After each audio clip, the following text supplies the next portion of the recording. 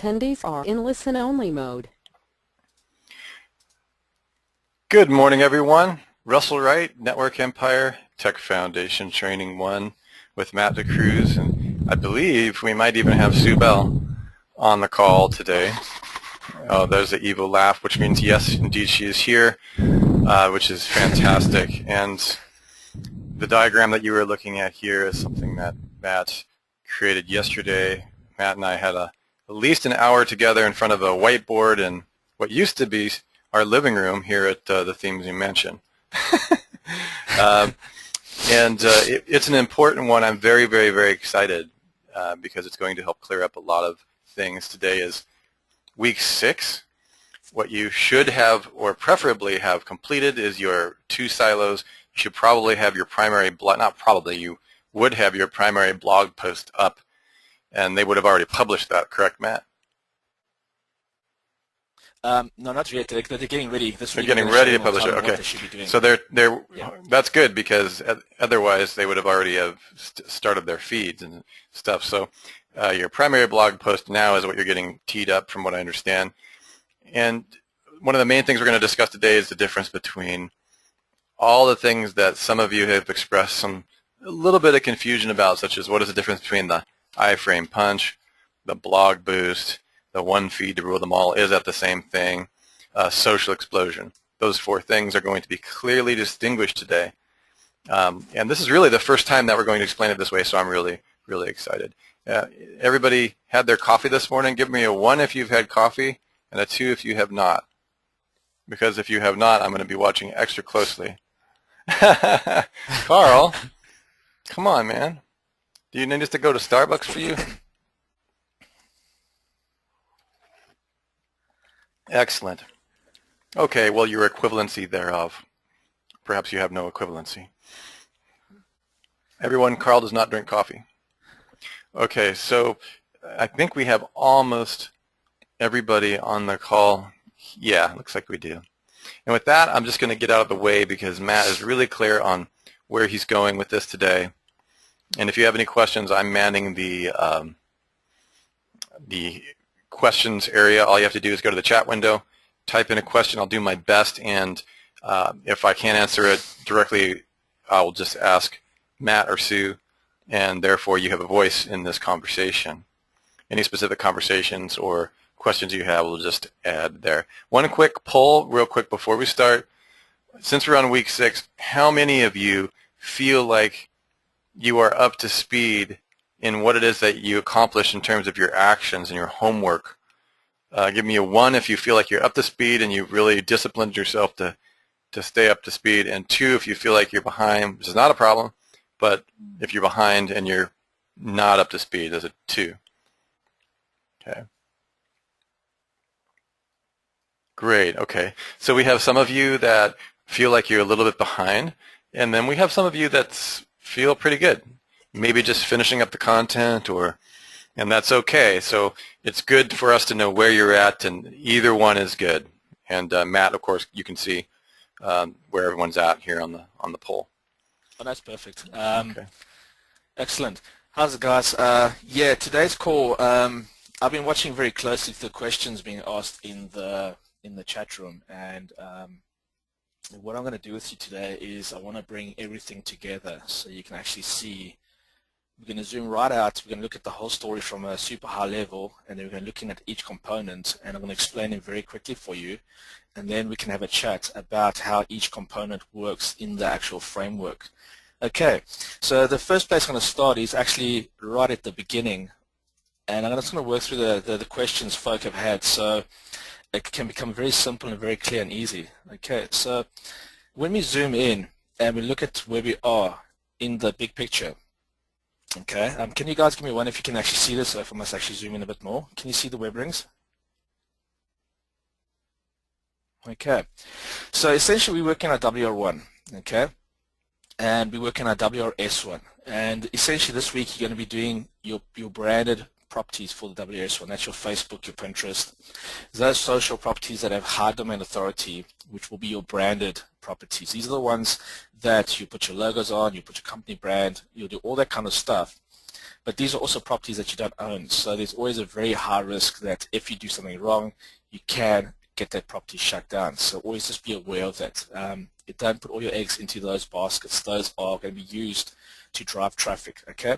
So the WR1 in the pink is essentially yours. You own it. It's on your server. No one can take it away from you unless you don't pay for your bills. Okay, so with this said, the WR1, I'm going to come across to the silo structures. This is where we started with everything, okay? And in the course, we're going to build a silo and our categories, the first 5 categories. And one of the questions that have come up when we looked at this was, what do I do if I'm dealing with a high page rank authority site, okay?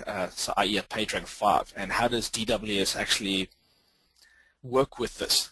So I'm going to quickly explain that just to help you guys, if you're still doing your silos, give you a bit more clarity on this. Let me zoom in here.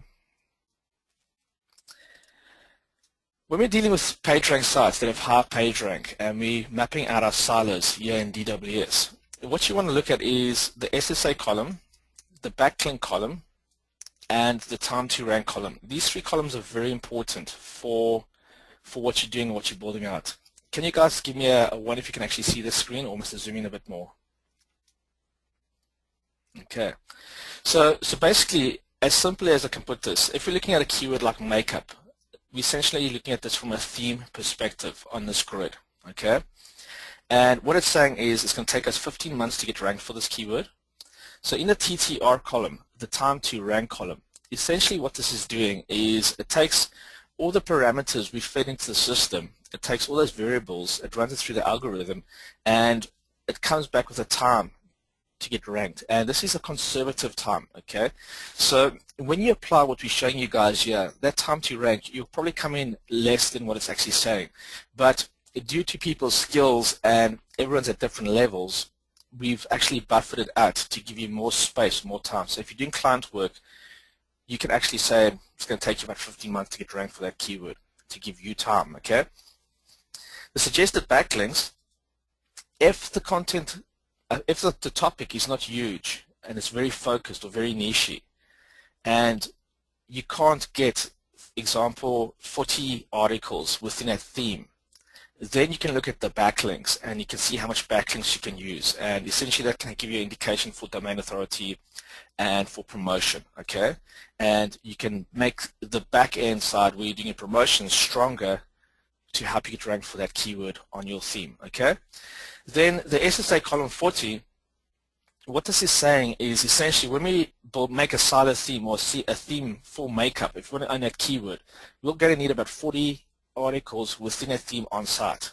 Okay. So do you guys actually understand that? Can you just give me 1 if you're clear on that? Because this is going to be helping you throughout the rest of the course when you actually have this in the back of your mind. Tim, SSA stands for Suggested Supporting Articles. Okay.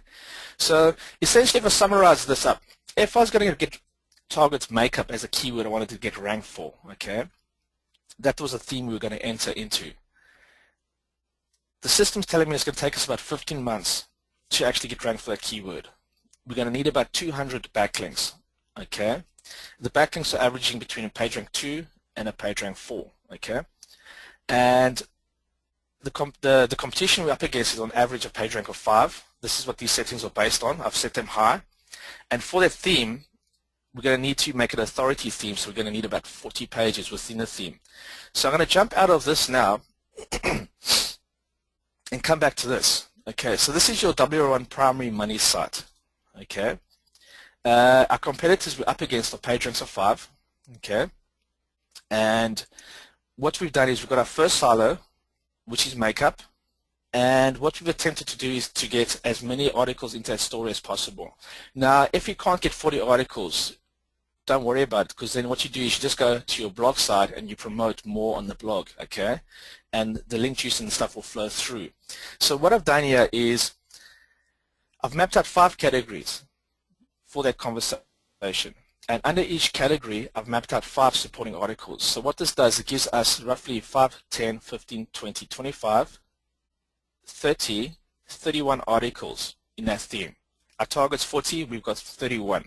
That's fine. Now remember, you can go as wide as you can with categories within a silo if the conversation allows for it and it's congruent to what your market personality wants and it's congruent to what the products you sell. Okay. I'm going to stop there for 2 seconds and just make sure that you guys actually understand what I've said. Can you give me a 1 if you're clear on that? Okay, excellent. Everyone's got that. There's 2 questions here. Bill said, does the SBR column imply that you should set up that many backlinks? Bill, it's an indicator. It's giving you a flag in the ground. So what it's doing is when we're looking at the SBR column, the suggested backlinks, it's saying roughly based on your competitor's strength and the size of that actual market you're entering into, you're going to need about 200 backlinks pushing back into that theme at multiple levels to get ranked for that keyword. That's what it's indicating. Do you need 200 exactly? No, because what we're doing with DWS is we're actually giving you the worst case scenarios. Okay, it's the lowest conversions. It's the longest time to rank. We're saying, okay, what's the worst case scenario to get us to that point? What do we need to do, and how much does it cost us? So it's always based on a conservative metric. With what we're going to show you today, and when you see how the whole picture comes together, a lot of those numbers will decrease because the whole system is designed to cut your IT debt, to cut your cost, and to use what you got to the max. Okay, this is why we built the whole framework. Razel asked, when do you know if it's necessary to include those SSAs or not, or just simply always? Razel, what I typically do is when I start and I map up my site, I build my silo and I get my categories up because that's the top level conversations and these are the important keywords I want to get ranked for on my primary money site. I launch that, I push it live and I let it start stewing. So as it starts stewing, it starts floating up the page rank. I then go to my blog and I start driving traffic and I start promoting those categories. And what you're going to see is when you start floating up the rankings, certain categories are going to basically start jamming. They're going to hit their roof with what they've got behind them and they'll be sitting at different positions, and those indicators then tell us, right, we need to push a bit more on these categories, and that's where you have a decision to either write more content or to do more promotions, because remember, promotions, the byproduct of a promotion is traffic and backlinks and page authority and domain authority. Those are the 4 things that actually come back. Okay, as page ranks basically filtering out, that will sort of disappear in the future, but at the moment you still inherit page rank from wherever you're promoting from, if it's a do follow. If it's a no follow, you get nothing. So it's a weird situation, but I'm going to simplify that all for you. So if you're not sure, do your silo and your categories first. If your site is stuck in the rankings and you start seeing the rankings going up and down, it does like a W shape, or it's like a heartbeat, it goes up, down, and disappears, and 2 weeks later pops back in, then that theme needs a bit of a push, and that's where you can actually go put 5 supporting articles under the category, and that will help shove it a bit more. Okay, so I'll get back to that in a distance with in the future of this conversation to chat about that. Okay, in terms of asking, can a supporting article on the category, for example, can a supporting article on category 4, for example, be supporting an article on category 1? Typically, I wouldn't link across from supporting articles to another category, and the reason why I'm doing that is these categories or these supporting articles, I typically like to be strict about it. I like to link up and down because these supporting articles are essentially a silo nested within a silo. That's what we've done there. Okay, so these supporting articles are supporting that theme, that parent keyword, just as if these 5 categories are supporting the silo theme. Okay, so typically I link up and down always as my rule, but if it benefits the user, use it as a space thing. You can actually link across to another category. Sue, what's your thoughts on that? I typically don't do it, but I know that Sue does sometimes jump across. I'm not sure if she's here. I'm sorry, I was distracted. Could you repeat the She might have been on the help desk. Oh, there she is. Sure. The question was, can a supporting article from category 4 link across to an article in category 1? So it's jumping from the supporting articles across the different categories. Well, so I would say that visitor usability comes first over technical implementation. If you find yourself doing it regularly, then or wanting to do it regularly, then maybe your structure isn't set up in the most ideal manner. So you would want to think about those kinds of cross-links while you're actually creating your silo structure. Make sure that that's going to make sense. You know, occasionally doing it isn't going to hurt your rankings. If you do it a lot, then it starts to bleed your theme. Yeah. Yeah. So this is a rule, guys. If you're wanting to link across, like, so this is a summarizing what Sue said, if you want to link across and you continually wanted to do that, then you must relook at how you structure, because as a rule of thumb, you want to link up and down the actual vertical of that actual category. Okay, Raz has asked there, will we learn how to technically add those SSAs in the silos? Raz, it's done here in the supporting articles. When you're in DWS, you simply just click on the category you want to add them to. What it does is when a category loads, and you see it up here, bridal makeup, just like you added silos and categories, you can select, move to blueprint, and those keywords you move across will drop into the underneath the bridal makeup. You'll get that third layer. So it's super easy, and it takes seconds to do. Okay. So I'm going to jump back to our blueprint here and zoom out a bit. Matt, I'd like to slow you down from that last question before you move on. He asked, do you do that in DWS or WordPress? I think he's asking about how you add the supporting articles. Yeah, you do it at DWS. He's talking about for the future when you have everything published. Yeah, you always go back to DWS because that creates the XML, and then what you do is you import the XML, and that will just fill in the gaps on your actual blog. So for instance, and I think that's an important point that I'm really wanting to help people understand, if I've already published a blog, and let's say I already have a decent sized blog that I've exported in the XML and imported into the Silo plugin, if I add more stuff later on, what happens? What the plugin does is, as it reads through the XML, when we bring the keywords in from DWS, each one's got a unique identifier. So the import checks, does this identifier exist? If it doesn't, it will add it. And then before it adds it, it does a second check. Does this keyword actually exist? So one of the slugs. If that slug exists, it will then WordPress automatically add a 2 at the end of that actual page. So it won't overwrite what you got. If it doesn't exist, it just puts it underneath the right section of your site, so it'll actually go and create the posts. So the short version of that, so the short version answer of that is that it updates the blog with the things that you have not yet added. Correct. Okay, cool. Does that make sense to you guys? Give me a 1 if that makes sense, and a 2 if it does not make sense. That means that you can continually grow your empire, right? Correct. Okay, very, very good. Thanks, Matt. Appreciate that. Now you can move on to the more complex stuff there. Right.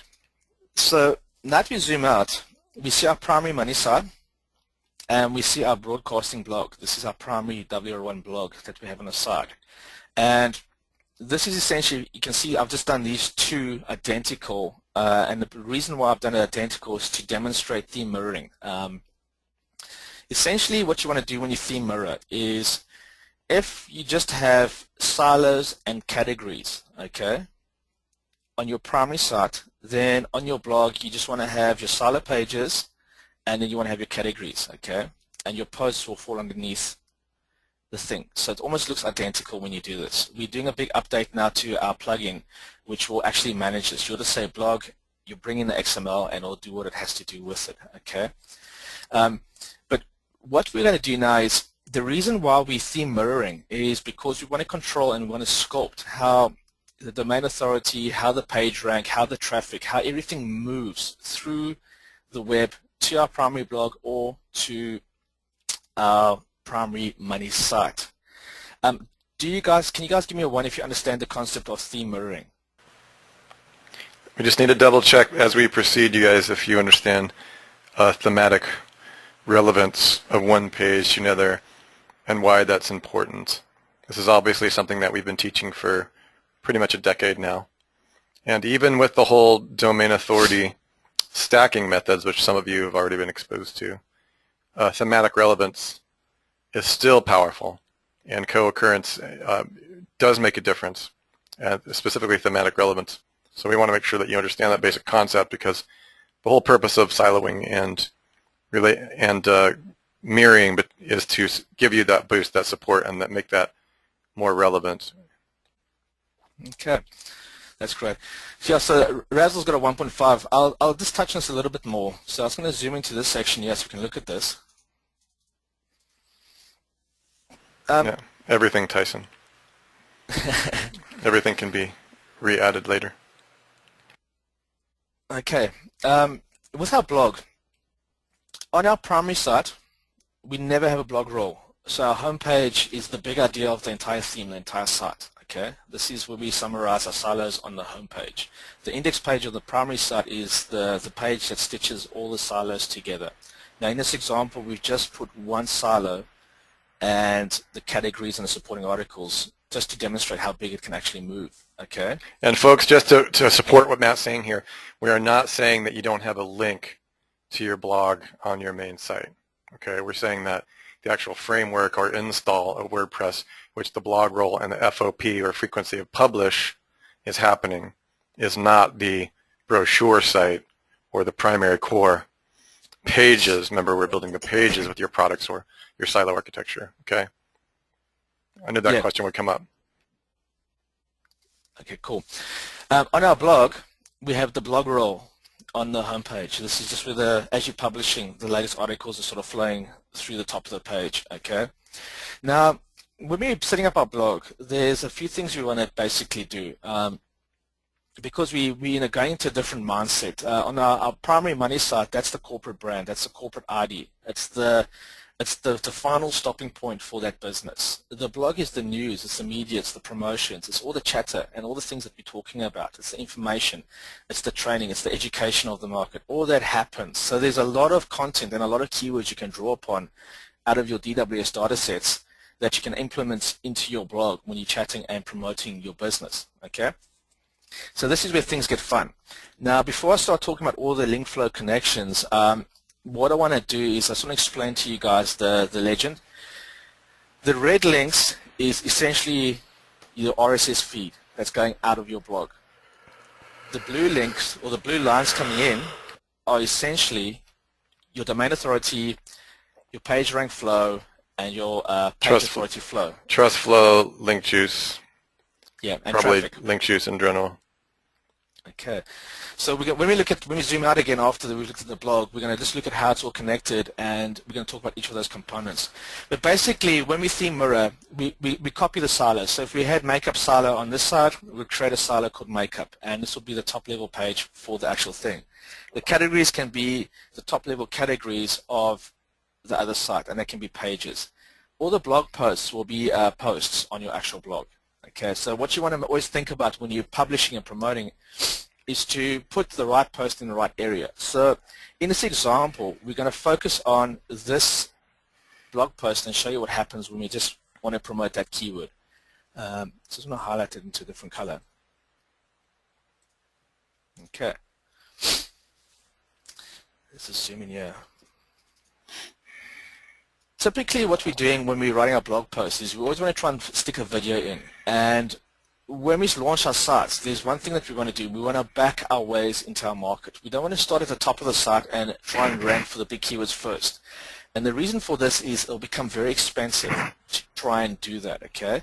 You want to back your way into your market. And the way we do that is we focus on the low-hanging fruit first. We target the keywords that have traffic and stuff in our blueprint, and we start promoting them first. And what that does is it gives the site a push from the bottom up, and those keywords get ranked much quicker and much faster, which that means we start collecting all that low-hanging fruit traffic and having that flow through our site.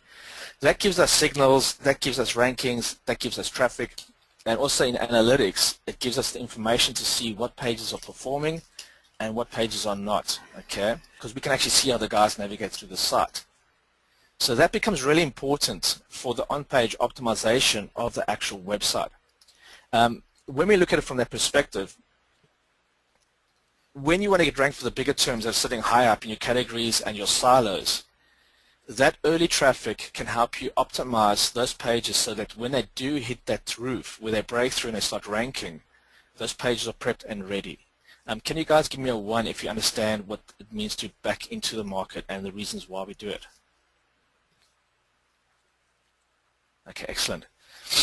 Another reason why we do it is to cut your costs. If you start promoting the silos right from the beginning and focus on trying to get them ranked, that's going to cost you a lot of money, okay, because you're dealing with the bigger markets, and you want to have the push of the silo structure push you through and push those bigger keywords up the rankings rather than having them come down. Okay, so the blog setup, have you guys got any questions with regards to setting up the blog? It's pretty much the same as setting up the primary site. The only difference is your focus is going to be on blog posts when you're promoting. And the reason why we're doing that is because we want the RSS feed out of the actual blog. Okay. So it's going to bring us across like that. And once your blog's set up, the first thing you have to do is you have to write one blog post, okay? And that blog post, the first one, all it does is it puts an entry into the actual feed, okay? We want to do it before we set up our one feed, and we want to do that before we start doing all our curation, all that kind of stuff. That's just to put something into the feed. That's the first step you guys want to do, okay? Now, in this demonstration, what we're going to speak about next is essentially the feed out, the one feed out. Then we're going to speak about the multimedia curation, the 5 iframe punch as Russell calls it. And then after that, we're going to speak about social explosion. And we're going to talk about these 3 entities, or these 3 components, what makes them different, and the reasons why we use them as we actually write our article and we push it through the web and we start publishing out across all the web rings and outside of the web rings, up on the fringes. Yeah, and another thing worthy of note, just to look at that, is that we get a lot of questions from you guys and everyone else. Do I need to do all of these things? And I just want to put your mind at ease. If you were to do all of these things that we were about to discuss today, it would be obscene levels of overkill. There's dominating your market, and then there's completely demolishing and undermining the entire industry. Okay, so we just want you to know that you will take the baby steps to incorporate the things that you'd like to incorporate, and once you understand the principle, we'll be able to help tailor what it is that you need to do based on your understanding. And I just want to make that clear to you guys. Yeah, this is super powerful, guys. If you actually after this presentation, I really want you guys to walk away with the big picture of what you actually are building and how you're connecting it. Because once you've got the connections in place, and once you've got this process in your business in place of how you publish your media, your content, and broadcast, you've got a weapon in your hands. It's extremely powerful, and there's nothing that you can't target. Okay, so let's just look at this, what happens. The blog gives us the RSS feed out. It's usually /feed, okay? And every time we write a post, this post drops into the feed by default, and we essentially can call it the RSS blog feed out, okay? Now, the first thing we're going to look at is just the one feed system. And in this diagram, I've only linked to 3 entities. In the course, we use Twitter feed, and there's only wire. So just for simplicity and to keep the concepts simple, I've only put Twitter feed in. So we're not saying that you can only use Twitter feed. It's just one of the components you can actually plug in. Because remember, we're building a modular structure. The framework's modular, and we can plug in different properties, different jobs, different sites and apps that do specific things when we understand how everything connects, how it plugs in, and where it's flowing to. Okay. So from the top level, the brief process of what happens is when we publish our blog and it goes live, that flows into the feed. If we've got our one feed set up, it will go through Twitter feed. Twitter feed will pick it up and it will push it to Facebook, Twitter, LinkedIn. The byproduct is traffic and page authority and trust flow that flows back to that blog post. Where does that blog post sit? It sits in the deeper echelons of our actual site, and then that trust flow can actually flow up to the silos. It works its way through, up and down our silos.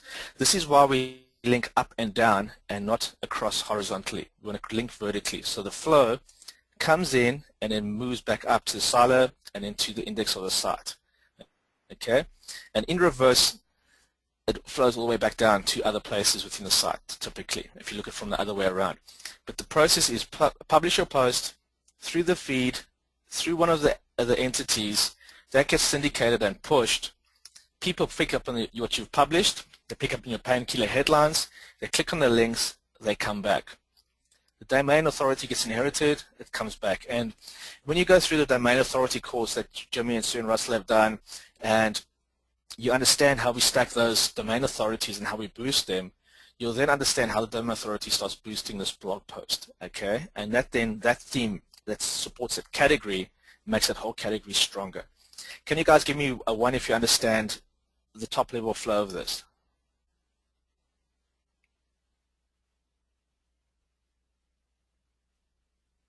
Okay, excellent. So the implementation of this is really simple, guys. You just set up your blog, you set up your categories and your silos, you write your first blog post. If you go to /feed in the URL bar, you will see the first blog post, okay? If you don't see it, then there's something wrong with your blog. You've not set it up correctly. So if you just do the default setup and you got your silos, categories, and your blog post underneath the category, the plugin will manage all that for you. You should end up seeing the feed in the XML over here, and you can see it through your browser. Once you see that, the one feed system is basically set up. When you go to Twitter feed, we've got a video showing you how to do this. It's super easy to set up Twitter feed. You sign up, it's a free service, you connect your 3 properties, Facebook, Twitter, if you're using LinkedIn. Once you get the authorization, you set the scheduling of how you want your posts distributed, and then that automatically starts posting. Russ, would you like to have a little comment on this one section? Yes, we're covering specifically the one feed. Yeah, we're just talking about the one feed because I want them to understand how it comes out of the blog, what happens when it gets distributed, what type of content they should do when they're promoting, and then how everything flows back to that page. Well, yeah, well, first of all, nothing that we're doing here is like new or an island. You've already stacked yourself to this point, right, you guys? In other words, we've already talked about the painkiller, so you would have already by this point, even if you're not here yet in reality, you would have already chosen painkiller article methods that have awesome headlines, right? So we're currently looking at your actual blog rather than your brochure site, which would have been created with the static pages in the Video Silo plugin. Blog site, and we have had a couple questions here, which I think are, don't want to go too fast for you. I know this is a lot for you guys to see. The blog posts, Rizel has already asked, like, how do I technically put articles and categories under the blog? Well, posts are already under your categories by default in WordPress, Rizel. Okay, so there's a couple of ways you can do this. You can decide not to use the WordPress silo plugin on your blog, or you can use the WordPress silo in your blog. That's probably something Sue should address because people do it different ways. You can also build silos manually using other free plugins. The bottom line is that your blog, you want to set your blog posts up, and we're going to have this in the PinBid automated video curation plugin here coming out shortly. Your posts, the point is that your posts are really about your frequency of publish. So as you begin to post things on your pages and your posts, they're going to have excellent headlines already because you're going to be pretty much following the headline structure, the painkiller article method. So they're going to be highly clickable. As a result of that, when you set up the one feed, please think of the one feed as very passive, whereas the thing that we just discussed, such as the blog boost and the iframe stacking, I think we discussed it, that's really more active. Okay, the one feed is set and forget, you guys. If you do it properly and set it up properly, it should be done for life, done and dusted for life. Okay, that's the major difference between the one feed to rule them all and all the other things that we offer. Okay, well, the social explosion plugin will come next, is even more hands-free than one feed because it doesn't even really require a setup on your part. But give me a 1 if you understand that the difference between the one feed and the blog boost or the iframe punch is that the one feed is set and forget. You never need to touch it again except for maintenance, and everything else is pretty much, you have to do it every time with some manual stuff. Does that make sense, you guys? Okay, good. I can see you really got that. So we really need to make it clear to everybody that the one feed is passive. Okay, so the one feed is both technical and social, and so when you have, you can use various tools, but when you begin to post, every time you post, for instance, let's say we have a category, Matt was using the concept of jewelry as the master site. Let's say we have gold earrings as one of the categories. All the posts under gold earrings is going to be some kind of post relating to gold earrings, some kind of, every post, whether it goes out every day or every week, okay, is going to be hitting your RSS feed on your blog. Now, One thing we don't have on here is a diagram of RSS, like in the upper right-hand corner, like maybe a symbol. Because the thing that makes all of this run, the things that makes the one feed possible, is RSS. Give me a 1 if you understood what I said and that you understand that WordPress generates an RSS feed. Give me a 2, and this is great. Give me a 2 if you did not even know that WordPress created an RSS feed. It's completely fine. Okay, people don't even know that. All right, most people do. Okay. Your WordPress blog creates something called RSS feed. We do cover it well. Matt covers it very well in other sections. We have other, and we will continue to update that. By the way, that's what makes WordPress pretty cool. Okay, you can take an HTML website and other things and turn it into an RSS feed, but it's kind of difficult. I mean, there's ways to do it. But RSS, once you install your WordPress blog on your server or your shared hosting, RSS is already there. What that means is you have this automated XML turned into RSS that every time you ever post anything, whether it's automatic or manually, when you click publish on the article or the post, right, will automatically be added to this feed. Give me a 1 if you understand that concept. Doesn't matter if it's automated or if you're doing a manual article every day by clicking publish. Does that make sense, everyone? I can't really go further until, yeah, pretty much. Okay. All right. I don't want to assume anything because I lose a lot of people in this. If these things are creating automated, you can take that RSS feed and you can put them into various locations. You can put them, for instance, what Matt was saying, into something called Twitter feed. Twitter feed is only one possible way to automate this. It's what I'm suggesting because it's very, very stable, at least at this time. One feed, the Twitter feed modality, is where it goes is primarily for humans. Okay?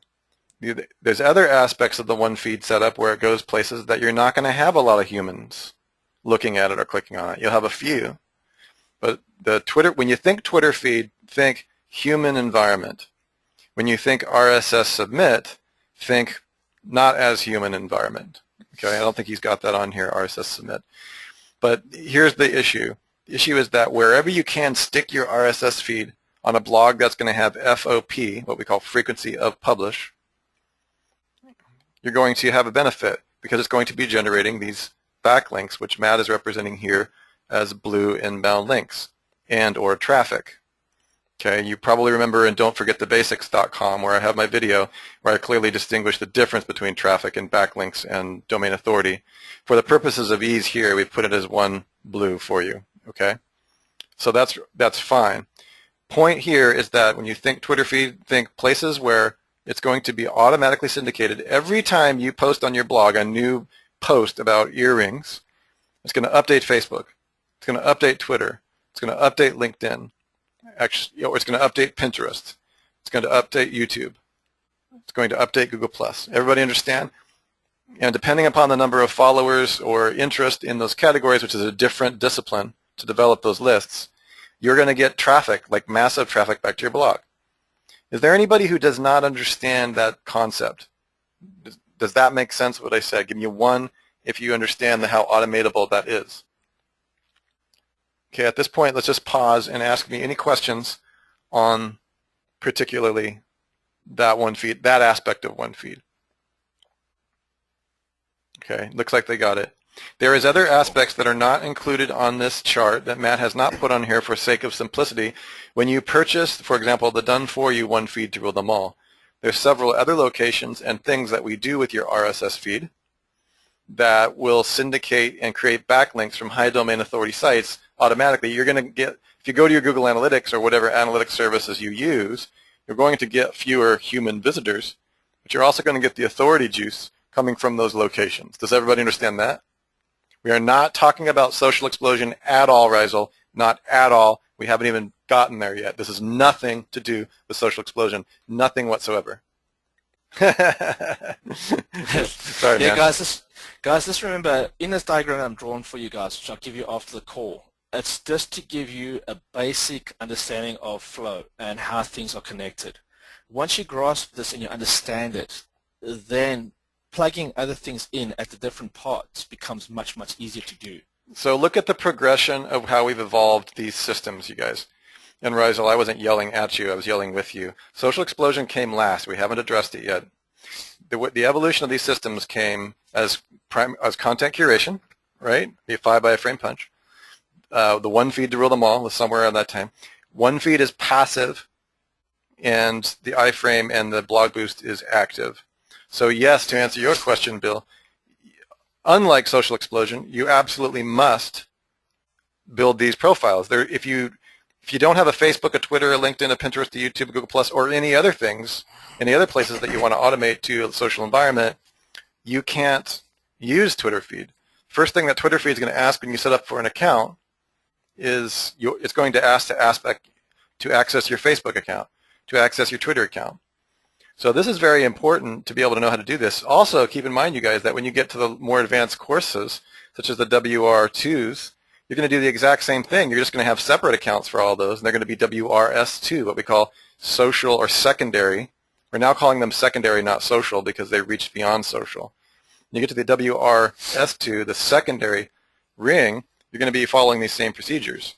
So the key here is that we're dealing with RSS in terms of one feed. Anything that you can do with your RSS to help get you further reach, you really should do. You might decide, for instance, in your case, not to go to Pinterest automatically or not to go to LinkedIn automatically. Okay, you've got to decide where you want to post these blogs. So the one feed is really about optimizing your feed on that particular blog in as many locations as possible. And do take the one feed course if you have any questions, because it's quite technical. There's no way we could put everything on this page, such as the non-human locations, for these to be syndicated, okay? No, it does confuse you. So that's the one feed. Say something here, Russ. Guys, remember at this stage, this is your branded social platforms. Okay, so these ones are your primary branded ones. These are the ones where you're putting your branding all over them. Like the closest connection to your primary site. Okay, so when you create these social accounts, these are your branded ones, and the content that you're going to push through these accounts is your premium content, very close to your actual brand. So you don't want to be pushing just anything through them. You want to think about what you're publishing as well. So when you're doing your blog posts, it's all related to the company and the product and the things you're selling specifically. We'll run through this section. Yeah, and you probably want to have a buffer. For instance, when I have an automated site on a WR2 that's not branded, it's protected, it's completely separate from your branded stuff. And if you have something like 10 or 20, you can imagine the power in something like that, but you wouldn't want to do that on your primary brand. If I've got, for instance, I don't know, 50 videos being posted per day per blog across 100 blogs, there's no way that you would want to do that to your branded social sites, is it? Give me a 1 if you understand that, and a 2 if you do not. Don't you think your real-life human visitors might, freak out a little bit if you try to stuff 50 articles a day towards your brand? It's a little bit much. However, I set up separate web rings to go ahead and use and abuse those social spaces. Does everybody understand? Because where is it going to go? If they click on it in a secondary Facebook fan page, like I told some of you guys that I made $20,000 or $30,000 through automating Facebook fan pages through video sites, driving them back to a client site, right? Well, it doesn't really matter how many you publish through there, even if you have 10 or 20 per day, because it's not going to affect your brand anyway. And the way that we set it up is really about video. Okay, so you'll begin to see the advantages here and the different methods. I do want you to understand all the extremes, but this course is really about making sure that you get where you are we're in the WR1, and you want to very carefully handle. Like I have several friends who won't automatically publish to LinkedIn, even though Matt put it here. I personally do not auto-publish to LinkedIn. Okay, through Twitter feed, I leave it empty. That's because I'm a control freak, and LinkedIn is too much. It's too persnickety. In other words, I want to really make sure, since I have so many high-end professionals looking at my stuff, I want to manually handle LinkedIn. But then I have other friends who automate the blog posts into LinkedIn with no problem. So you really do, Matt's point is well taken, you really do need to make sure that you consider where you're posting to this environment. And I think this kind of dilutes really the power of the one feed, because Twitter feed is really only one aspect of it. There's other things that you're going to want to do with your feed technically to get your link juice and your backlinks, which we cover in that course. Yeah. So guys, with your WR1s, always remember it's your brand. That's the simplest way to think about it. And what is your brand saying? Because whatever your brand says when you broadcast, that's going to go out. But then you've got the controls. So when you're using Twitter feed and that's just one component. We can turn on or off where the information is going to flow through. Okay. So hey, Matt. You guys give us a one. Yeah. Bill asked a really great question because he had a eureka moment, I think, just now. He actually said, so on WRS2's secondary social sites, or the secondary ring, in WRS3, you can use more fringe keywords and concepts. Yes. And what I would like to answer is that he had a ha-ha moment. That's what Sue Bell calls empire keywords.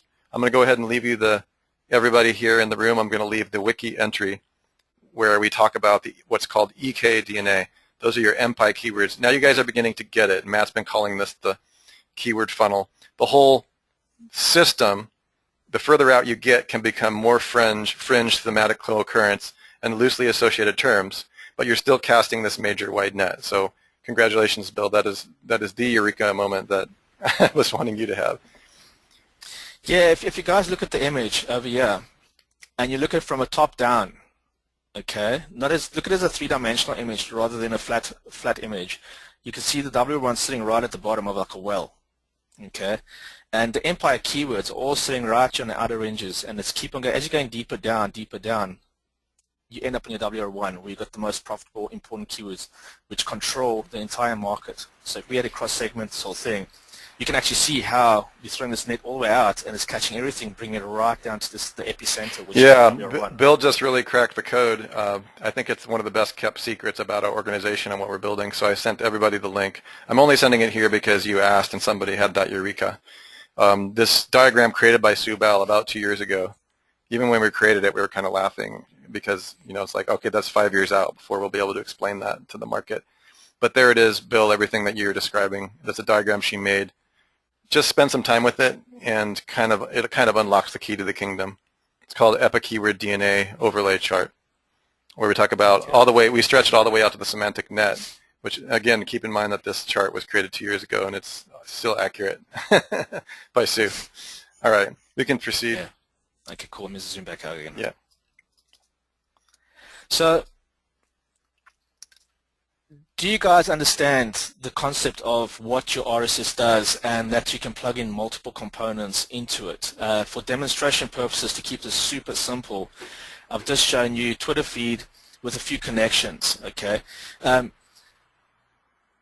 Depending on the component you plug in, you may or may not be able to. So in this case, Twitter feed only posts to Facebook, Twitter, and LinkedIn. It doesn't do to Pinterest, YouTube, and Google. However, you could add another component that actually does post to your other properties. Yeah. So it's totally customizable, guys. Depending on the need, depending on what you're doing, depending on the business model. And there's more than things. You can construct whatever you need. Yes, and there's more than just Twitter feed. Twitter feed is one example. We also use. Sue has left several other. We have a couple of different plugins that work for it. So there's more than one way to do that. But I don't want you to be overly fixated on publishing using Twitter feed, because that's really not what the one feed is all about. The one feed is about several other technical RSS locations, including, more importantly, RSS directories, where you get technical juice as well.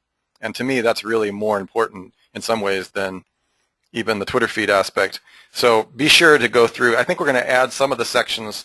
We'll probably end up adding that one feed material, at least to some of the technical foundation course, just so you can at least look at it. That's in there, Russell. We've got a whole schema outlining what they should build for now, which covers the RSS and all the other stuff. Okay. Yeah, just as long as one feed is not, I don't want one feed in their mind to be Twitter feed, because it's just not. One feed is really technical. This is purely just to give you a simple construct, because once you understand this construct, then the rest is going to make absolute sense. Okay. Let me ask you guys this. How many of you know where your RSS feed is right in this instant for your WR1 blog?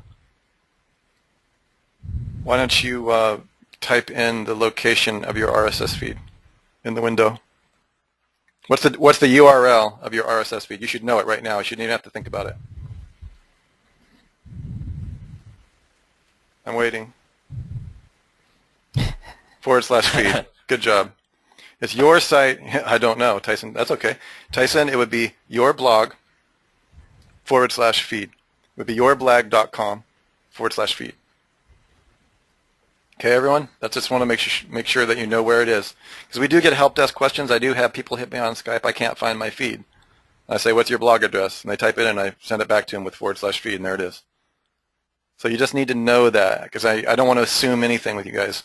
Just know that it's /feed. Go ahead and look at it and test it. Another common question we get is, well, I look at myblog.com /feed and Mozilla, and then I look at it in Chrome, they look different. One is a really scary code, and the other one looks like something I can read.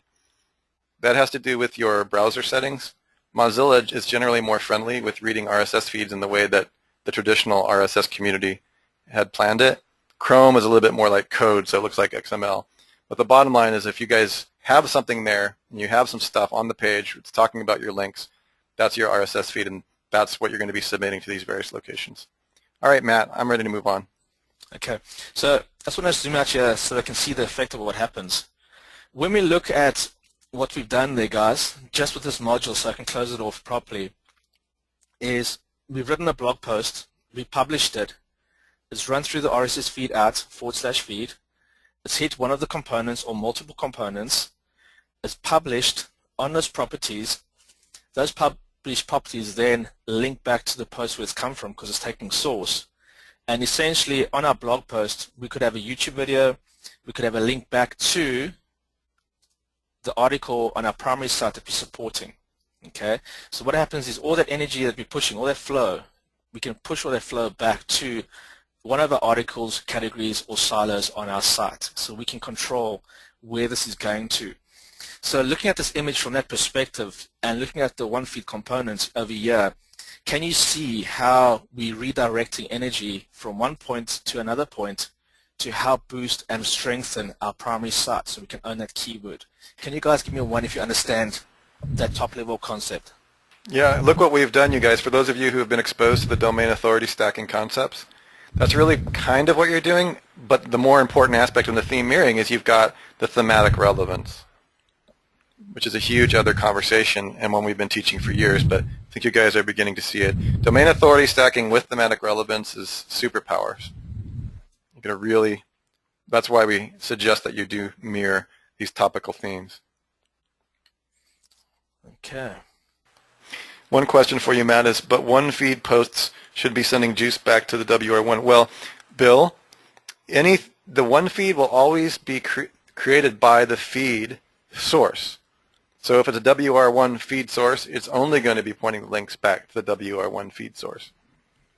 Okay, if you've got a WR2 blog, an unbranded blog, you're stuck with the feed that it generates. So wherever you stick that feed, it's always, always, always going to point back to the source of the feed. And that is a common confusion. Feeds are not magical. You can't make a feed from a WR1 source and necessarily point it back to other locations, at least not very easily. Actually, there are some exceptions, but it doesn't really work that way.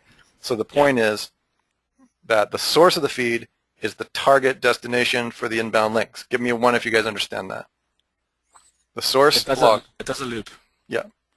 And if you remember that, it keeps it really simple. Okay, you can't create a feed out of thin air. That's very easily. It doesn't go, the link juice doesn't typically feed anything other than the source of what's generating that, which WordPress blog is generating that theme. Okay. So Bill's saying here, is it pointing to the subdomain or the primary domain? Well, Bill, this will be news.yourblog.com or whatever you call it. You're doing the post on news.blog.com. It publishes, it goes out, and it comes back to. So it's always back to the post location, wherever that domain is. It's a good question about subdomains, because I know some of you actually are. One person on this call is actually building subdomains with their blog. Generally speaking, if you have a separate, Sue could probably weigh in on this one as well. If you have a separate, I've got several subdomains where I have a separate blog install, but they're unified branding with the top level domain, and they have their own independent feeds. So it's a subdomain.com /feed. Okay, so you'll actually have separate feeds. Go ahead. Sue, you go ahead. Finish your thought. Okay, so I just want to scope back out here for a minute because I feel like we've gotten really, really granular about how all of everything links together. And when you have your blog and your website all on one domain, what you're doing is you're building domain authority for that entire domain. And when you build domain authority, that means all of your keywords rank easier. So if you're building page authority to a particular page, that means that that page is going to rank easier. When you're building domain authority, that means your whole site ranks easier. So what this is designed to do is build both page authority and domain authority. When you put out a blog post, it's putting all of these links automatically to a whole bunch of places all over the web. Between Social Explosion and the One Feed, you've got hands-off, incoming, inbound links to that blog post to an amazing extent from a bunch of different domains, and you build the page authority to that particular blog post. That blog post is linked to the static page on the blog, and it's also linked over to your actual site, wherever it is that you're actually, whatever product you're actually promoting, or whatever page on your website, your static site that you're, that you're actually promoting. And so in that regard, everything builds over time. And the cool thing about the way that this is set up is you get inbound links to all of your pages in a massive level, which just floats all of that oomph, all of that link juice up to the top, so that your silo landing page is what Matt was talking about earlier, where you back yourself into market. Actually, I think that was on a video I watched that he did yesterday, but he's talking about how, you know, when you've got competitive terms at the tops of your silos and you're backing your way into that market, all of this link juice then flows into those pages in a buoyant way, so that by the time you actually get to the end of your campaigns, you're already ranking for those terms without having promoted them heavily. And then you put a little bit more oomph there, and boom, your whole site just pops. Yeah, you're building a domain authority empire here, folks, with this, and it's easy. Exactly. It's automatically. That is the huge, you know, view that she gave you. That's the zoomed out view, the theme zoom, if you will. When you zoom out and you look at what's happening, you're developing domain authority as passively as possible. That's the One Feed. She also mentioned the social explosion, which we haven't even addressed yet on this diagram, and that's entirely separate because it's even more hands-free than the One Feed. And part of the reason we left it last is because it was the last in our development queue. It's a recent invention, and it requires even less work than the One Feed. For instance, on the One Feed belongs on the U-everywhere chart, because the social platforms that you're driving those feeds to are obviously contained on your own empire. Social Explosion doesn't even really belong on that chart because it's a network of people that are all sharing your stuff. So you're still getting all the blue lines coming in and building domain authority, but I consider Social Explosion to be so stupid simple that it doesn't even really qualify as being on the one web ring, because you don't own the platforms. They're just people in our network sharing and giving you that. It's like Matt was calling yesterday, like the heartbeat or the pulse. It's just like this extra huge authority boost that you don't even have to pay attention to. You don't have to set up accounts. Bill was asking earlier, okay, well, do I have to set up WRS1 accounts to make the, for example, the Twitter feed work? Yes, you do. Those are your accounts. Those are going to. Social Explosion is plug and play. It's a recent addition. It's optional. We suggest that you use it, but you just turn that sucker on, and you're getting signals all day long, depending upon how it's literally like a traffic generator for hands-free. So that's the difference between all these systems, really. But all of them build domain authority incredibly quickly. Honestly, you guys, you're actually developing domain authority and a certain degree of domain authority stacking on autopilot when you're following this system that Sue and Matt just described. Okay, so you guys get that? Do you understand the first part of this promotion part? It's me one of your calls that you get the top level concepts. We go into more detail in the actual technical course, and we've got some videos showing you how to set them up. So you'll see our Twitter feed set up. You'll see how different things are set up. In certification, we go into this in complete detail. We really go into it. But at this point in time, we want you guys to get the top level understandings, because this is key. Once you understand these top level understandings, it basically helps you make something that's really powerful. The next thing we want to do is, when we come to curation, this is a topic that's covered a lot, and a lot of guys don't actually understand what's happening when they're actually curating. So the purpose of this presentation and this image is to give you the right context of what each component is that we're actually plugging into the system. Okay, so I just want to quickly answer one of Raz's questions. He said, where was it? What linking between two sites should we not do? with the one feed, the linking's automatically done, so you Exactly. don't have to worry about it. It's like we said, you publish, it goes through the system, it comes back to source. Yeah, guys, Okay? if you follow the instructions that we're laying out for you, it will automatically link to the right place. So don't overthink it. Just follow instructions. Okay. The next we're going to speak about is, okay, we've built our blog post, we've created our video, we've uploaded it to YouTube, we've essentially created a description.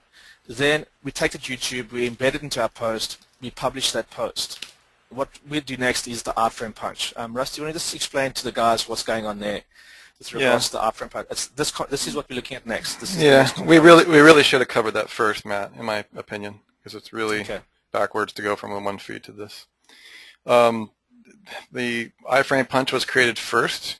It was a way to quickly just boost. We also have a done-for-you product called Blog Boost.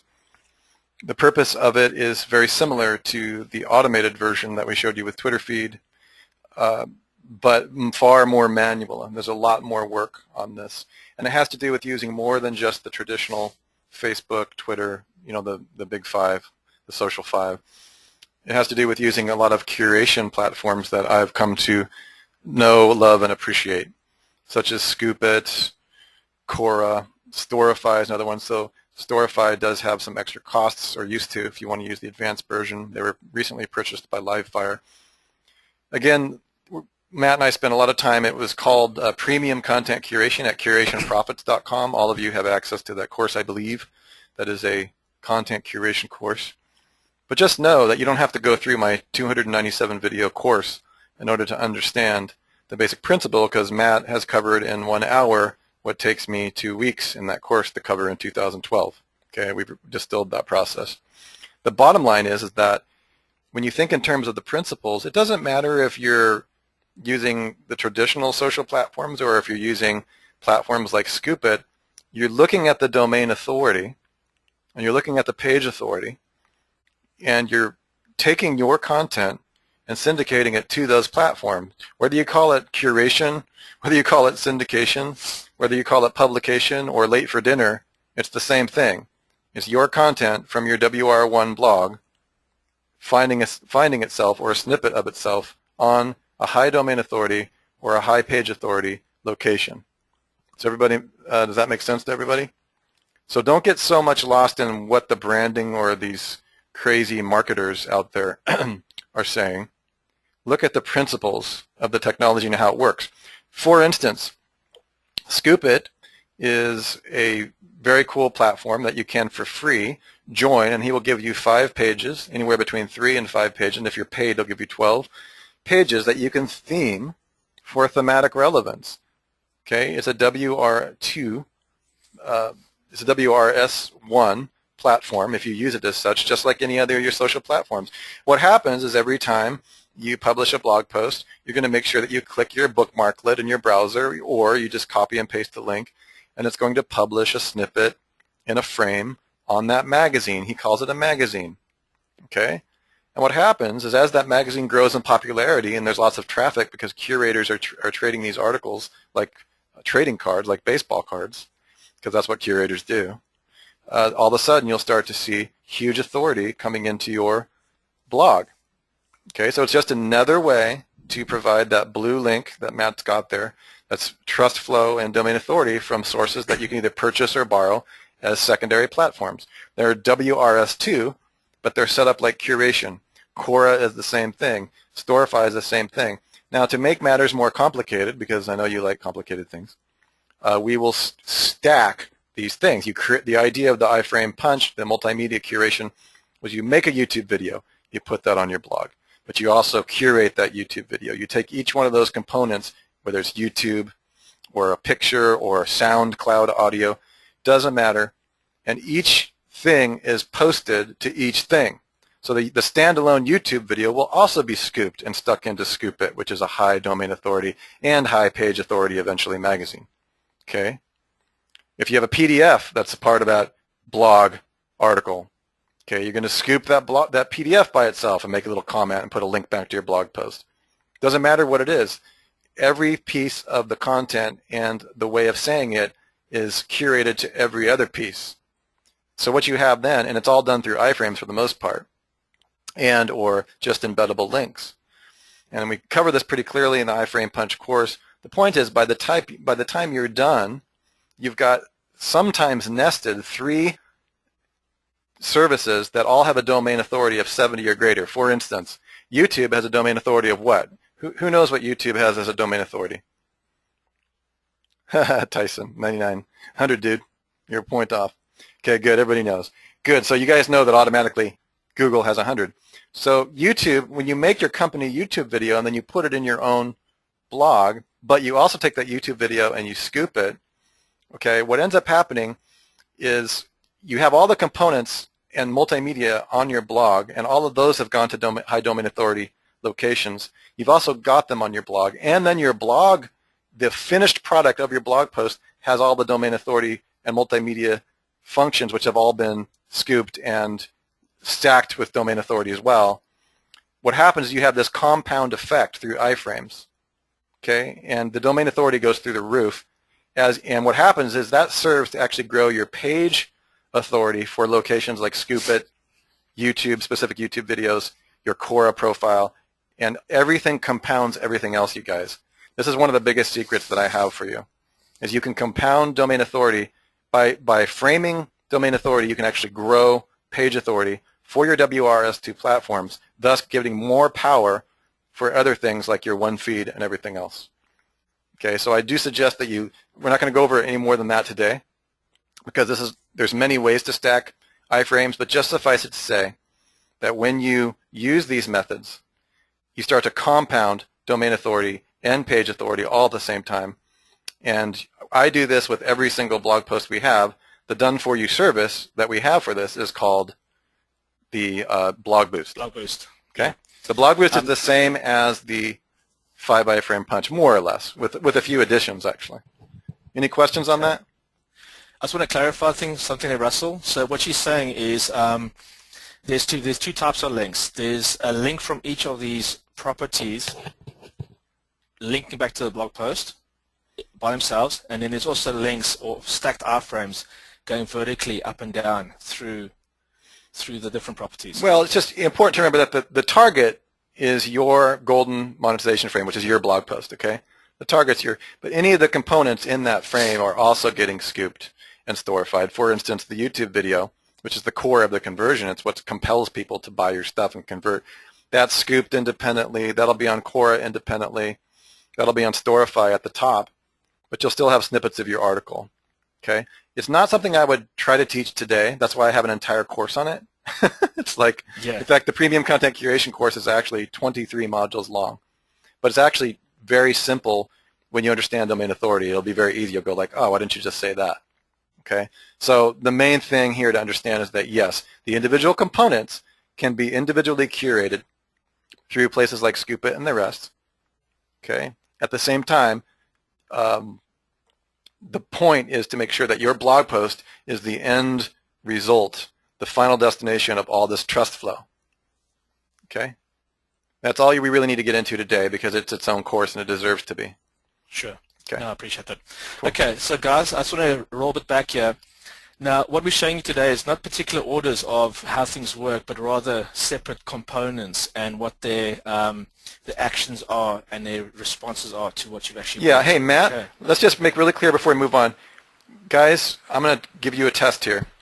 What is the main difference? Go ahead and just type it in if you can, and use your own word. What is the main difference now that you know the difference between? Now that you've heard the one feed versus the 5 iframe punch or the blog boost, what is the main difference between the one feed and the 5 iframe punch, the manual blog boost? Thank you, Andy. You win a kudos. Okay, you guys, fantastic. Thank you. Amen. Everybody's saying passive. Exactly. One feed is passive automated. The blog boost is, oh my God, give it to an outsourcer quick. Got it. Okay, cool. Excellent. Right, so the third thing we've got for you guys is social explosion and where it fits into the whole story. So I'm just going to roll us back to our touchstone just so we can be clear on what we're looking at. And then we're going to look at social explosion. So I'm going to quickly just run back here. We're on the WR1 and we're working on the WRS1. So we're in the pink and the yellow circle. These are the two rings we're working in, okay? And within these two rings, we use the one feed and we use the curation, multimedia curation methods, or Iframe 5-punch, okay? The passive and the manual processes. They happen here in the pink and the yellow ring, okay? WRS1, WR1. Now, with the curation method, you can use it on your primary site as well. It doesn't have to necessarily be on just the blog. If I zoom out, you can see on the image we have, come on, we have it over there and we have it over here. So wherever you're posting, you can apply that principle. Can you guys give me a one if you understand that, then we can move on. If we understand what, Matt? I'm sorry, I'm not quite following. That the curation method, the Iframe, can be used on the primary or the promotion blog, primary side of blog. Oh yes, that's true. Okay, that took me a second to understand, so we might want to slow. I didn't know what you're saying. No, I just wanted the guys to don't think that everything happens just in the blog. It also happens on the other side. Yeah, and that I think we do need to address that. I would really like Sue. I'd like Sue to weigh in on this one. Okay, so Sue, are you here? Yeah. Okay, she's probably, oh, okay. I just want to be clear because I get this a lot on Skype and I want to make sure that I answer properly. And Matt, maybe you can help me too. Sure. Okay, so the WR1 is also on a blog, or it can be an HTML site. We're teaching it as a blog. Generally speaking, you use the video silo or the silo plugin, right? And it creates static pages, and that's how we create our silo structure, right? With the bottom layer being posts, which is like level 4, right? Correct. But we're not really planning on, Sue, we're not really planning on generating posts because the whole, not really, because the whole purpose of that site is to create the panes, the products, right? That's our money site. Right. So that's really siloed. You're going to rank. You can still use all of the methods such as what Matt was saying is the iframe punch method. I know that I do all the time. You can curate anything, you guys. That's really what Matt's saying. However, things like social explosion, which require frequency of publish or an active posting on a weekly or daily basis, are not really that optimal for like a site that's going to be a one-punch wonder, right? Right. So you can curate it using content curation. And I guess what I'm wanting to clarify for people today is which of these methods you can do knowing that you don't have a frequency of publish on the static site, and which promotions can you do should you do on the blog, which is you have the advantage of the momentum of constant publishing. That's why we set the chart up the way we did, where the site is on the left-hand side, and you've got curation to basically 5 iframe punch type curation for those pages, and you've also got YouTube because you're going to have videos on that site, and so if you have them on your money site, then the YouTube video that's embedded there should link back to that site. Right. So if you're going to use it multiple places, pick your money site for the link back over your blog. And then over on the left-hand side, we've got all of the blog type stuff. So you can still do the 5 iframe punch, but you can also do the one feed, and you can also do social explosion. Right. Let me ask you this, Sue, and again, I'm just playing devil's advocate here. Sure. Because these are questions that have come up in the past. Well, you know, when you first put the Silo plugin on your WR1 and following Matt's instructions through this course, and you build it all out in Domain Web Studio or DWS, any Silo builder, and it comes out, like that still generates an RSS feed. Should you still, is there an advantage in setting up a one feed for a static blog like that, or should you just reserve that for your frequency of publish blog? You know, normally what I do is I wind those two feeds together in Yahoo Pipes and put it all out, because a site is never static. You're always adding new content or new products or a new silo, or just like over the seasons and over the years, stuff changes. And so as you have those changes, they might as well go out on a feed, right? So they just pick up that juice from your blog and everything goes out together. Gotcha. And we have, that's brilliant, thank you. And you make a great point. So during something that we do, you guys, called feed splicing, that's a really interesting idea, because the kind of active flow of constant publishing from your blog can kind of once in a while pull one of those posts in from your main site, which is not so active, and it can kind of get drug along in the publishing process. Do you think there was a plan to turn Social Explosion into a republishing platform at some point? Is that still on the roster, or because that would make it way viable for a standalone WR1? Absolutely, yes. Okay, so and at that point, it does become very viable. So what we're saying there, guys, is there's a plan in the works to create Social Explosion, which we haven't really discussed much yet. But Social Explosion, you could just turn on, and you could still target static posts, even though they're not getting the hooks, are not publishing them. Does that make sense, everyone? Good. Okay. Thanks, Sue, for clearing that up. That helps me, and I think it helps the audience keep things really granular. I mean, really general. Okay. That's brilliant. Right, guys, so Social Explosion and how it interacts with the blog.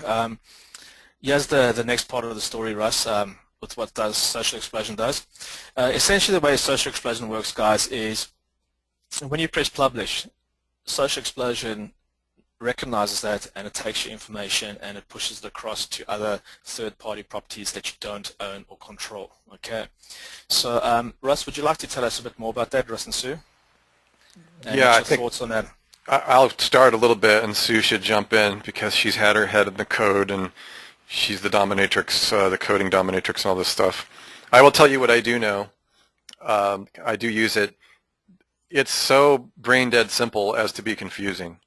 All you do is you download the plugin, you install it, and the Network Empire Social Signals Exchange network of thousands of people that all have, I think at this point it's hundreds upon hundreds, have these accounts, are sharing your posts. And what that does, two things. It gives you the trust flow of those social locations and the high domain authority by default, but it also gives you the traffic. So you'll see a spike on your traffic, sometimes from one social platform in certain industries might be stronger than another in another industry. Okay, but the point is that you have both traffic and domain authority linking happening to whichever blog post has been published during that campaign. It's a monthly service required to get these signals to your site. We built it out of frustration, mostly because of services like OnlyWire and Social Adder. Not that they're terrible or anything, it's just that the cost versus the value provided and the ease of use is not what we want it to be, so that's really what this does. And none of these platforms are your own. For instance, Bill, you asked earlier if you have to set up your own social accounts. There's nothing to do. You don't set up any of these social accounts because they're not yours. Okay, there are other people that are in an agreement to socialize your stuff and get their stuff socialized. So that's really how Social Explosion works. It's a simple blog plugin that allows you to activate those signals. Does anybody have any questions on Social Explosion? Bill, you say you've been boned up on Social Explosion. You've been using it, or? Okay. So this plugin is still in development and is rapidly becoming a super beast. So those of you using it in its early phases are going to have the advantages of really watching this thing explode. I don't even know it doesn't even really qualify as part of the web ring per se, as building your own empire. It's almost surrounding the camp on the outer layer because you're just generally driving traffic from outside of your web ring, driving all that third-party traffic directly into the site, as well as getting all the domain authority, and some occasions even the page authority from those locations, hammering the crap out of your posts, driving the buoyant domain authority up through your sites and blogs. Yeah. So Russ, could I just interject just to bring some context to what you just said there? Sure. If you look at the web ring, guys, think of Social Explosion sitting on the fringe, the outer fringe, this WL3 out here. It's all the stuff that's out there, and it's all flowing down. If you look at it as a 3D object going down a well, Social Explosion is grabbing everything out here and it's pulling it in like a big magnet. It's sucking everything toward you. That's essentially what's going on there. Well, not everything, but it's grabbing the size of the network that we've currently built and giving you that boost. It would be nice if it grabbed everything. I would like all the traffic in the universe pulled to my site, please. That's everything. We'll get to the black. We're working to create the black hole. I'm sorry, but I have to make sure that I put a legal disclaimer on what you just said. Yeah, it grabs everything, but it does. I mean, ultimately, we are helping you grab everything. What's interesting is if you follow Sue's instructions, and Bill kind of got this earlier with the EK or Empire DNA keywords. If you follow the WR2, the PinVid automation site, and our other courses. As you guys begin to build this stuff, you are quickly becoming some of the more advanced network operators and builders in the world. Literally, like you guys should pat yourself on the back. This is not small what you're learning. This is huge. You're like beasts. As you begin to develop that and cast that massive keyword net as well as traffic and domain authority net, you're building your domain authority in your empire and therefore your brand and your conversion on autopilot, folks. Give me a 1 if you're aware of how much you should pat yourself on the back. I mean, and you realize what you're doing. I mean, it's huge. Give me a 1. I want to see some excitement. It's really, yeah, exactly, Bill. Pat. Okay, Tim and Tyson, you do not understand what I just said. Okay, let me stop everything. Stop the bus. What do you not understand about what I just said, about you becoming the most advanced network building technician on the planet?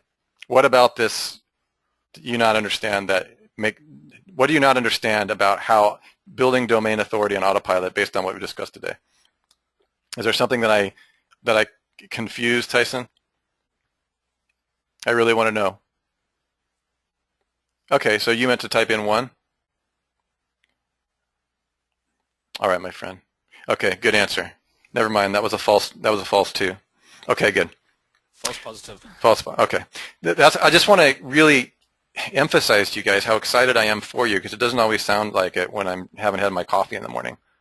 But this is really, really huge. I mean, this course is the most advanced course that we have aside taking you guys personally at our live event and making sure that your entire network diagram where Sue and Matt and I sit you down on a white piece of paper that's pretty much as big as the entire table, and you leave our certification with that. It's your version of this. This is literally, we're helping you through this process so that you are building your own empire. Once this is set up, as you can see now, much of it is set and forget. So that's why Matt takes you through the process of building this stuff very clearly. What the heck are you selling? This is why we're cracking the whip early on. Because if you don't have a profit margin from the beginning, you're going to be building and driving massive traffic to pages that don't have products for sale or ones that aren't profitable for you. So this is why we drive you through each one of the steps. Because with a system like this, honestly, traffic is easy.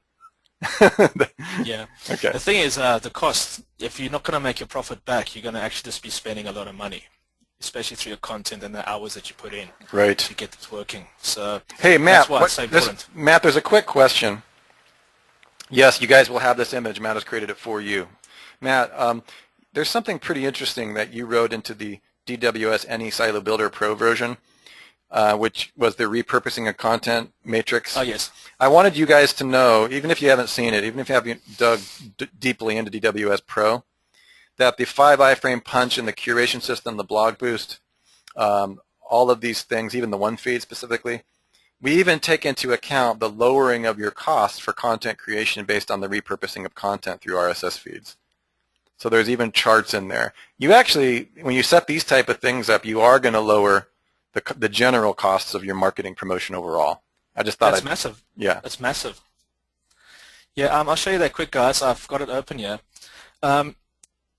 What Sue and I spent literally months wrapping our head around was how do we reduce the IT debt when it comes to writing your content and repurposing it. And in DWS, under promotion blueprints, essentially what we've done is under section 2, create promotional plan and then manage your promotional blueprint, you can get another modeling engine. Can you guys give me a 1 if you can see this clearly? Yeah, we can see it, Matt. Okay. So I'm on the wrong link here. Let me click on that.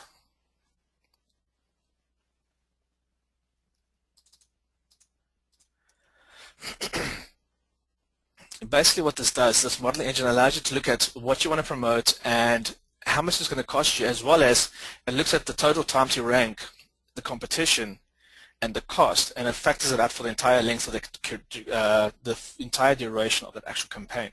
So what the modeling engine does is it gives you a quick chart. So you can see your silo structure, but you can also see where the money flows in your market, and you can select what you want to build out.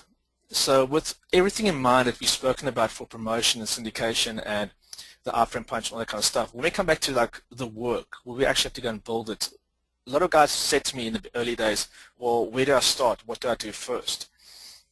So what we've done is we created this engine where it actually spits out a plan for you of what to promote per month, per keyword, per day. And it also looks at the amount of articles you've got to build. So the first view, now when I look at data, I'm always looking at it from a cube perspective. I like to turn data around from different perspectives and look at the whole story, because then I get a very clear picture of what I'm actually up against. That helps me forecast, it helps me look at the numbers, it helps me see, okay, what is this project actually going to cost me over 12 months, and how much do I need to spend every single month to actually own this market?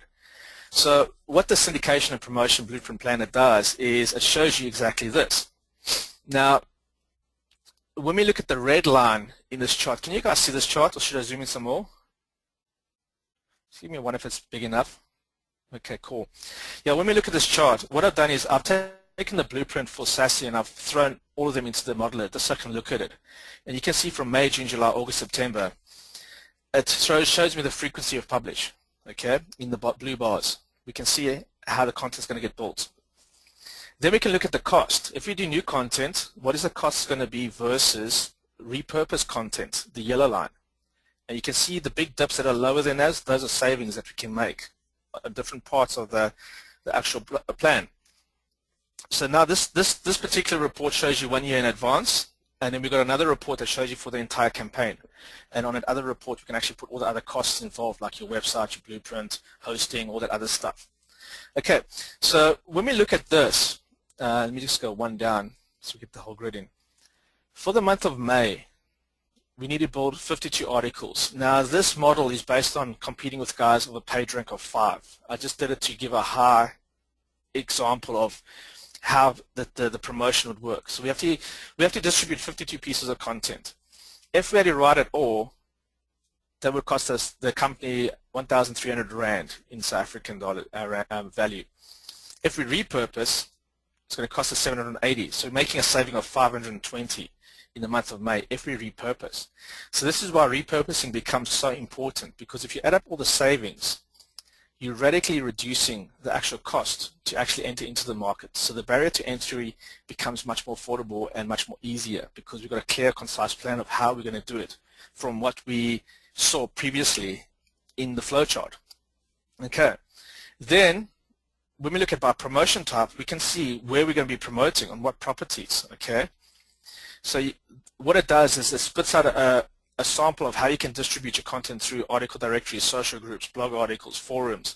So this is another way of getting your content out everywhere as well on all the aspects of the web. Okay, and it gives suggestions again. It breaks it down by content type, how many you want to post where, okay, on relevance of importance. And then finally, as we back our way into the market, this is the one I look at the most, by keyword. How hard is it going to be, and what am I promoting first? Now, this looks at your whole blueprint that you've designed, and it takes it by keyword, and it takes that individual keyword, looks at how competitive it is, and how much we need to speak to actually build up the authority around that specific word we're targeting, and it shows us how much we must post month by month, week by week, throughout the whole process. So when you look at this, you can see it makes like a big wedge shape, and this sort of represents when we want to get ranked, the promotion types.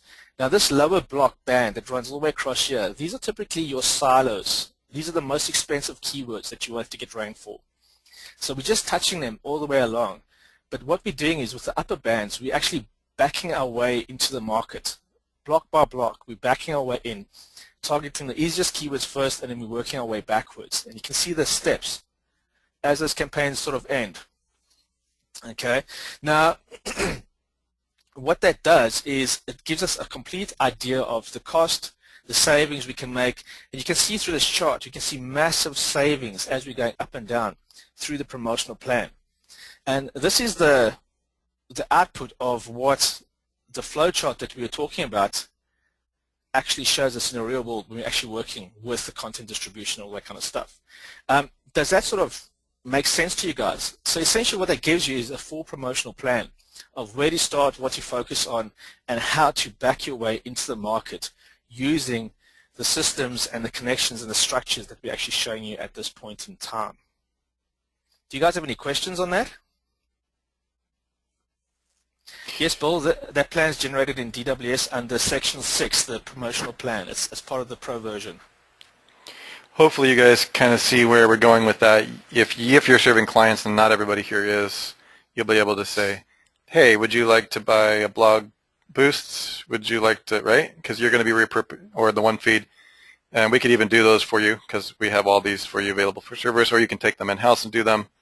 You're literally just using this to convert them to, I don't know, it takes like 24.5 seconds to sell them on this. Yeah. Well, the thing is, what's great about that is it's accountability. Yeah. It's accountability. That's all it is. The guys can see where they're spending their money, what keywords they're targeting, and then all of a sudden they can look at their budget and they say, actually, we can't afford to go for everything now. We want to focus on A, B, and C. So you just change the model. It spits out the report. They sign the contract. Let's get started. Then you got something you can give to your team. Guys, there's a promotional plan. You got to rank these keywords. Now, then we come back to our plan and we look at, okay, what we're going to do. We're going to target that keyword, and that keyword for the next 3 months. We do the domain authority stacking, all the courses that we're teaching you guys. Now, in this, remember, we don't have Jimmy and Sue and Russell's domain authority course that they've just done. That's not in here either. So once you apply that to this mix, it's extremely powerful. It's just you're gonna kick the walls down. That's essentially you become a ninja. I can't put it in any other ways. You've got all the information you need. There is no obscurity there. Cool. So did you guys understand that process, or do you have any other questions with regards to what we've shown today? Has this actually brought everything together for you so you can actually see what you're doing and how it's all connected? Can you guys give me a 1, or if there's any questions, 2, things you're not clear on, so we can just clarify that?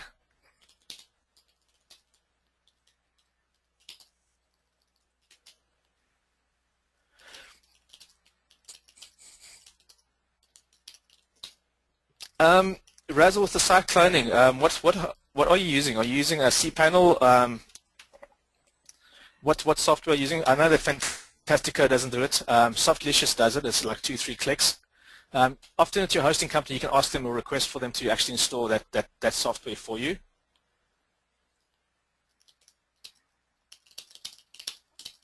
cPanel. What's your script that you're using? Is it Softlicious or is it Fantastico?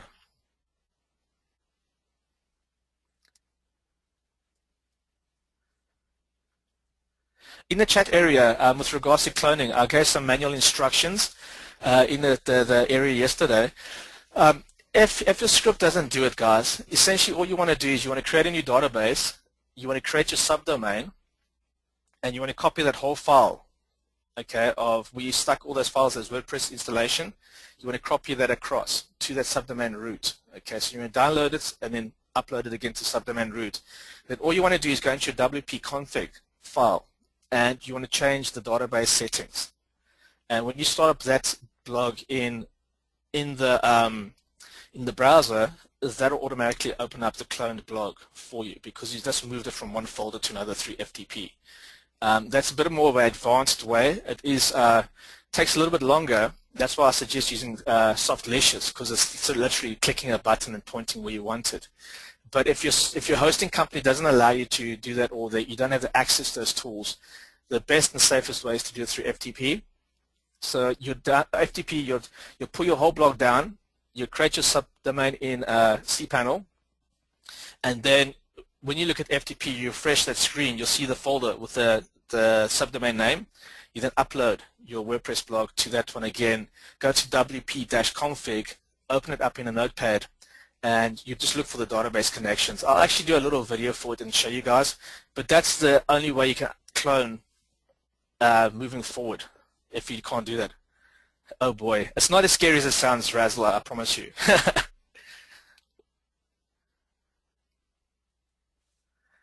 Yeah, Bill's just pasted it in there, the steps. I did it last night. That's typically the process you go through. It's not that scary, it's like 7 or 8 steps. You do it once and then you think, oh, okay, is that it? It's not complex.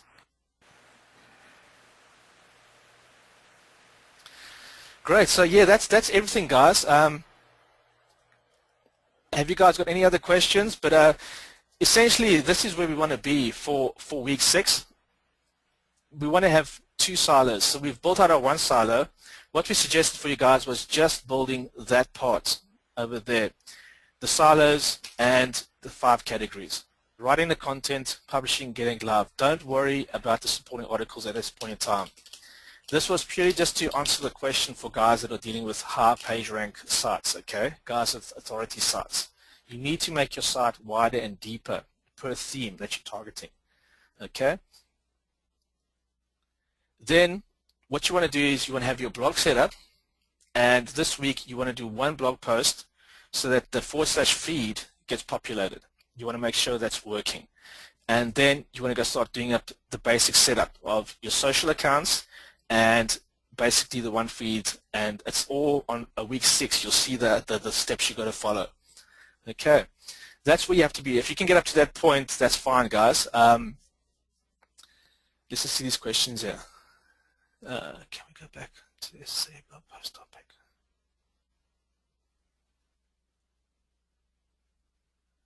Razzle says, can we go back to the SSA and blog post topic? I don't understand how that same blueprint you import through the silo does that. Raz, what we're basically doing is when we're setting up the blog and we're using the XML, we're actually modifying our plugins to do this for you.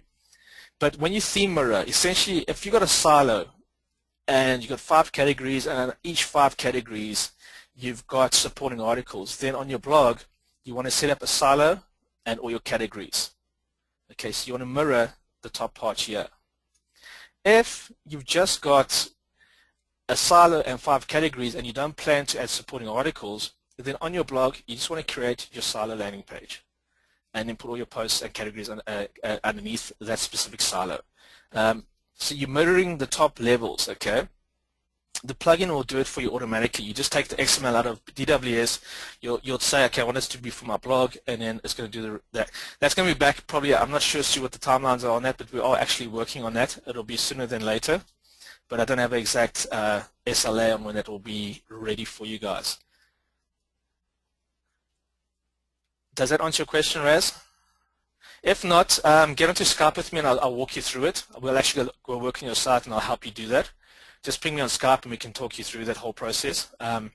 Because I don't want you to think it's a very hard thing. It's not. Maybe you've got a block there because there's something missing, so I might have to work with you on that to unlock that.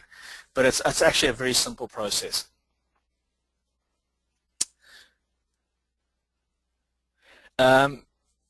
Russ, Tim's asked a question there. Do we still have a coupon as members for WP Explosion? Yes. Yes, I'm glad Sue was here to answer that because someone asked me this morning on Skype and I couldn't find it. So, yes. Find it. Okay, we'll drop it for you now. Tyson's saying, what week should we end before next webinar? Guys, you want to get up to the blog level now, because essentially what we're doing now is we're going to move from publishing. Next week you're going to be publishing. If you log into DWS, and not DWS, Network Empire /members area /technical foundations, and you go to week 7 or 6, next week's going to be week 7, and you look at the process diagram of where we are, that'll tell you exactly what you should have ready. But essentially we want to start moving from this publishing, getting this all right so it's actually broadcasting out, and then in week 7 and 8 we're going to actually start looking at the basic analytics. We're going to give you like just a basic analytics overview of what you should look at up front just to get you started. Okay, because remember guys, we're doing this in baby steps. This is why we're doing the technical foundations. We're getting the foundations of our empire set up. So by week 8 we want to have you guys have your site up, we want to have your blog up, we want to have you publishing, we want you to have the feedback loop coming into analytics, and we want to basically see you experiencing how things are moving and going up and down in the site. In Tech Foundations 2, which we're working on, that's when we're jumping into traffic, into really optimizing your site well, into setting up your goals and your funnels, getting into analytics, more of the advanced things, okay? But we don't want to have you dealing with that right now because this is a lot to actually absorb and to master at this point in time. Okay guys, you got any other questions that you'd like to ask us? Is your ping list important? Yes, and inside of the one feed course, actually in the members area, I think it's on the beginner level, but it might be the advanced level. We actually have an expanded ping list.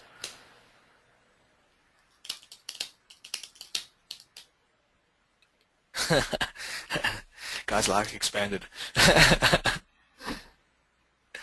Okay. Import the same DWS blueprint on the main site and the blog site. Yeah, guys. If you've written your content in DWS, you're going to have to go back and delete all the content that you've written in. I've actually been working on creating a feed that doesn't have that. I've uploaded it. So if you go to DWS and we come to blueprint export, just scroll up here. So under step 5, website blueprint, we've got 4 types of XMLs that you can import. One that is ordered by search volume. So the keywords that have got the most search volume by default float to the top in your blog, in your navigational structure. One by competing pages. One by search volume descending with no content. And then it's just a custom one where you've taken the time in DWS to map out exactly how you want your words stacked. Okay, so you've got 4 different perspectives of how you can export the XMLs. For the blog, I would suggest using the one that says no content for WordPress silo builder, and that essentially would be the one that you'd pull in because it wouldn't carry across any content that you wrote in DWS. Okay. With DWS, you can write your content in the system in the pro version. In the light version, you can't write the content. So it's totally up to you how you want to use that. Does that answer your question, Tyson? Cool. Excellent. Right, guys, that's all I've got to show you guys for today. The purpose was just to give you a top-level overview of what you're going to be doing over the next few weeks once you start building out your blog, connecting all these entities, all these components to the framework, and what do they actually mean, and how do they bring in the domain authority, the page rank, the trust flow, as well as traffic into the system, and then how we can actually move it from one point to another point to make both the websites actually pop and point. Now, one thing to remember is these other properties will start ranking as well, especially if you start doing the domain authority stacking, and that will help you guys get multiple listings on the front pages just through the way everything's connected. It is a byproduct of what happened.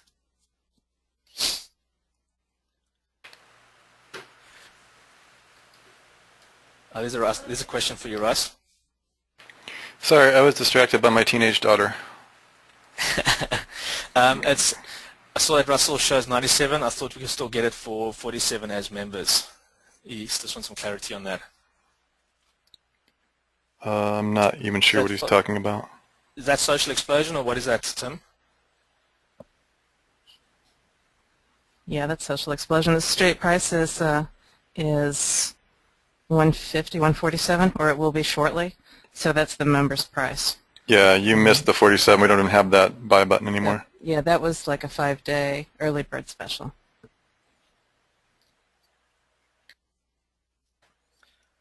That's it, in other words, man. Okay, no problem. Right, guys. Last call for any questions. I reckon that's good for today, and we'll see you guys next week on the webinar. Okay, so you guys got anything else you want to ask before we go?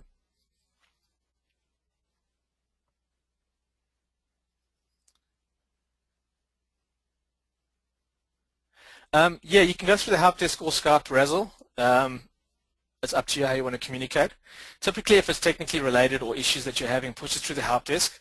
But if it's with regards to the course or it's something to do with the Techno Foundations course that can benefit the other users, then put it through the Skype group so everybody can actually benefit from that question and the answer. That'll be probably better. All right. Okay, you guys, I think we're... Go ahead, Matt. She was asking where can she get the coupon code for the plugin?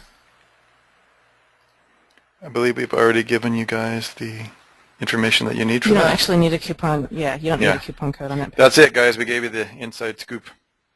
Excellent, guys. Thanks a lot, and I'll see you guys next week on the webinar. Okay. Fantastic. I'd like to thank everybody for being here. Matt, thanks for, man, we put a lot of work in this yesterday. And also thank everybody I want to thank each one of you for the fantastic questions. If you need anything, contact us on Skype. And when's the next webinar, Matt? It'll be next Thursday. Okay. We'll see you on the upcoming webinar on Thursday. Thanks, Sue. Thanks, Matt. Thanks a lot, Egg.